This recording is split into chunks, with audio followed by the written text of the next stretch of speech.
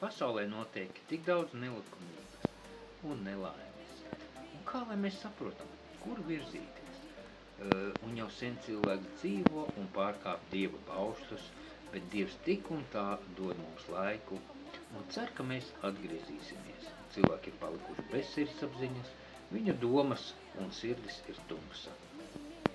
Un mūsu dzīves ir tik īsti salīdzinot ar mūžību. Un ja mēs esam labā pusē, Dieva pusē, tad nāve, dēmoni, netiklie ir pretēji cita tēva pusē. Un cilvēks saka, ir ar Dievu, kalpo viņam, bet patiesībā ir tumsas pusē. Tādi paši neglābs un neglāb citus, jo seko viltus mācībām. Un mūžībā mēs nekādu lomu vairs nespēlēsim, jo savu izvēli būsim jau izdarījuši. Un par mūsu izvēli dārgi ir samaksājuši taisnie, pravieši un pats Dievs. Un mums ir vēl iespēja rūpēties par baznīcu, praviešiem, Dieva cilvēkiem, lai mēs nekļūtu nolādēti un beigas nepavadītu un sazerā.